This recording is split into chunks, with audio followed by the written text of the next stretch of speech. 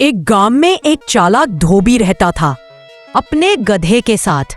रोज वह अपने गधे पर बहुत सारा वजन लादकर दूर एक तालाब पर कपड़े धोने के लिए ले जाता था।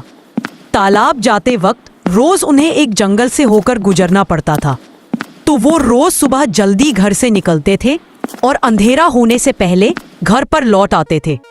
बेचारे गधे को उसका मालिक इतनी मेहनत के बाद बहुत ही कम खाना देता था, जिसके चलते वह बहुत कमजोर होता गया। धोबी को भी इस बात का एहसास था। एक दिन जब वो शाम को घर लौट रहे थे तो धोबी को जंगल में एक मरा हुआ शेर दिखा और तुरंत उसे एक युक्ति सूझ गई। उसने उस शेर की खाल उधेड़ी और उसे घर ले आया। रात उसने अपने गधे को शेर की खाल पहनाई और उसे पड़ोस के गांव के खेतों में छोड़ दिया। गधे ने पेट भर के खाना खाया। ऐसा कई दिनों तक चलता रहा। जैसे जैसे दिन गुजरे वो गधा स्वस्थ और सेहतमंद होता रहा। धोबी भी बड़ा खुश था कि उसकी युक्ति काम कर गई। एक दिन एक किसान ने खाल पहने उस गधे को अपने खेतों में देखा, पर उसे लगा कि वो शेर है, इसलिए उस पर वार करने से वह डर गया।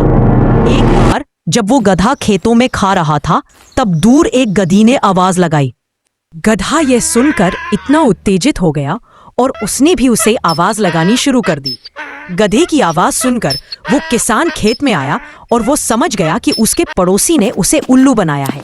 उसने उस गधे के शरीर से शेर की खाल उतारी और उसे अपने घर के आंगन में बांध लिया और उस दिन से वो उस गधे का मालिक बन गया। लालची धोबी ने जब अपना गधा खोया तब उसे अपनी गलती का एहसास हुआ। लालच बहुत ही बुरी बात होती। अगर आपको ये कहानी अच्छी लगी तो कृपया लाइक और सब्सक्राइब करना ना भूलें।